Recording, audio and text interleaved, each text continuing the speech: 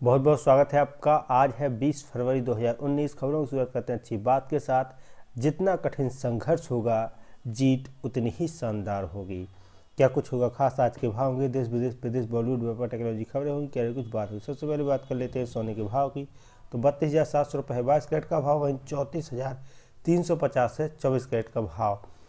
चांदी की बात करें तो 43,500 रुपये है चांदी का भाव। पेट्रोल का भाव है 71 रुपये और डीजल का भाव है 66 रुपये 17 पैसे।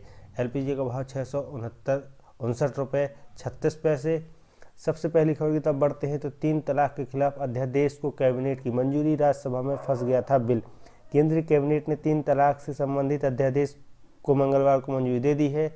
जारी प्रेस रिलीज के अनुसार इसके तहत मुस्लिम समाज में एक बार फिर 3 तलाक ए बिद्दत की प्रथा को खत्म करने में मदद मिलेगी। इससे पहले 3 तलाक पर मुस्लिम महिला विवाह अधिकार संरक्षण विधेयक लोकसभा में पास होने के बाद राज्यसभा में फंस गया था। आगे खबर की तरफ बढ़ते हैं। अहमदाबाद मेट्रो रेल परियोजना के दूसरे चरण में केंद्रीय कैबिनेट की मंजूरी। केंद्रीय कैबिनेट ने मंगलवार को अहमदाबाद मेट्रो रेल परियोजना के दूसरे चरण को मंजूरी दे दी है। इस परियोजना के तहत 2 कॉरिडोर भी बनाए जाएंगे। इसके अलावा केंद्रीय कैबिनेट ने दिल्ली और मेरठ के बीच कुल 30,274 करोड़ लागत वाली 82.15 किलोमीटर तक regional rapid transit system RRTS बनाने की भी मंजूरी दे दी है।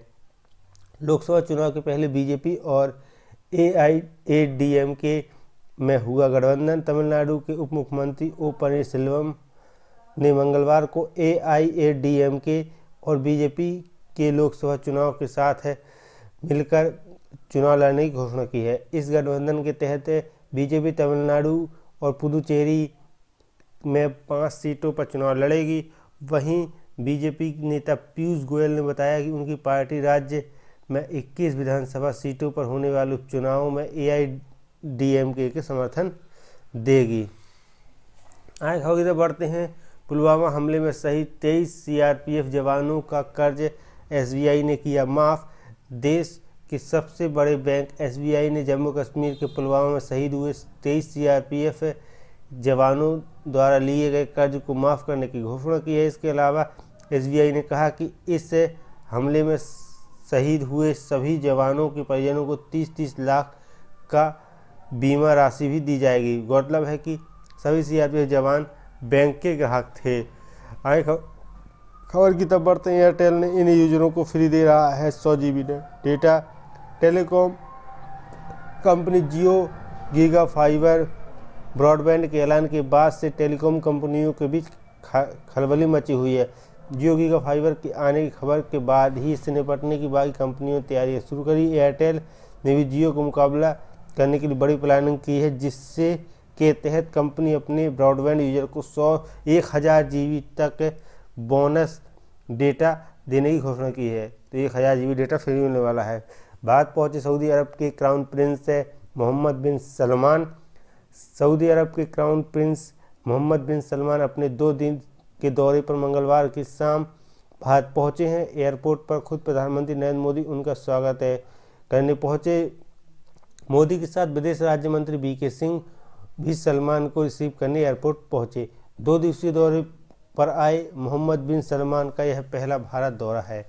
आगे खबर की तरफ बढ़ते मसूद अजहर के खिलाफ यूनाइटेड नेशन में प्रस्ताव लाएगा फ्रांस। 1999 में आतंकियों ने 178 पैसेंजरों के साथ प्लेन को नेपाल काठमांडू से हाईजैक किया था। इस प्लेन के बदले भारत सरकार ने मसूद अजहर, मुश्ताक अहमद जरगर और अहमद उमर सईद शेख को रिहा करना पड़ा था। रिहाई के बीते 2 दशकों में अजहर ने भारत में आतंक फैलाता रहा है।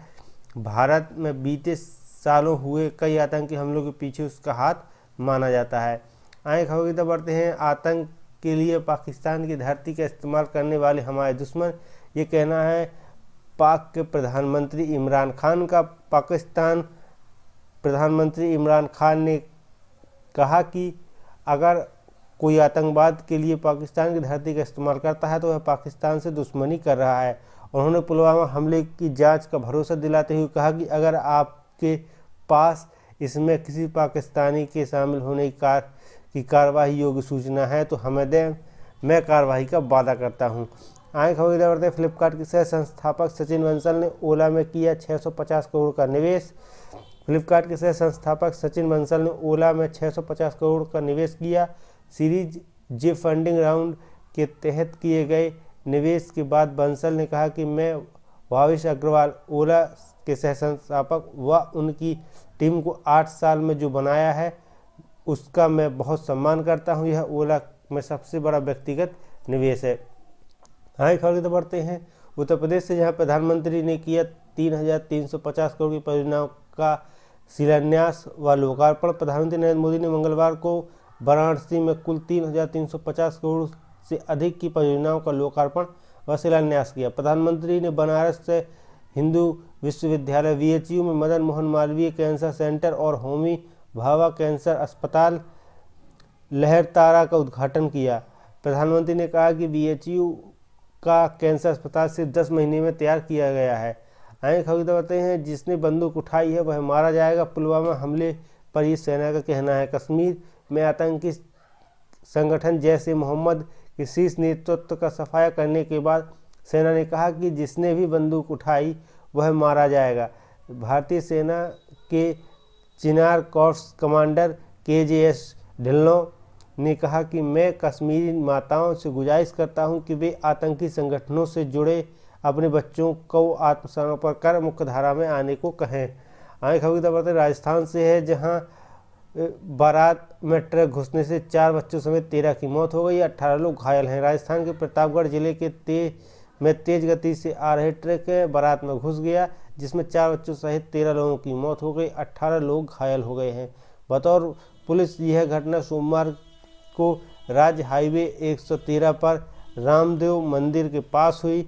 राज्य के मुख्यमंत्री अशोक गहलोत ने ट्वीट किया कि शोकाकुल परिवार को मेरी हार्दिक संवेदना है। आगे खबर की बढ़ते हैं, कांग्रेस यूपी में 80 में से 26 सीटों पर करेगी फोकस। कांग्रेस आगामी लोकसभा चुनाव में उत्तर प्रदेश में अपना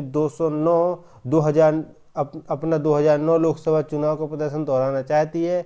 इसी रणनीति के तहत कांग्रेस ने इसकी तैयारियां भी शुरू कर दी हैं। कांग्रेस ने आने वाले लोकसभा चुनाव में उन सीटों की पहचान कर ली है जहां उसे अच्छे प्रदर्शन की उम्मीद है। उत्तर प्रदेश में कुल 80 लोकसभा सीटें हैं, जो पूरे देश में किसी भी अन्य राज्य की तुलना में सबसे ज़्यादा हैं। आगे खबर की बढ़ते हैं, अनु शर्मा हुए कोलकाता के नए पुलिस कमिश्नर। आगे खबर की बढ़ते हैं, 67 लाख इंडियन गैस ग्राहकों का आधार डेटा लीक होने का दावा किया गया है एक रिसर्चर के द्वारा। फिलहाल आपका वीडियो समझने के लिए बहुत बहुत धन्यवाद। आप चैनल को सब्सक्राइब, वीडियो को लाइक अवश्य करें।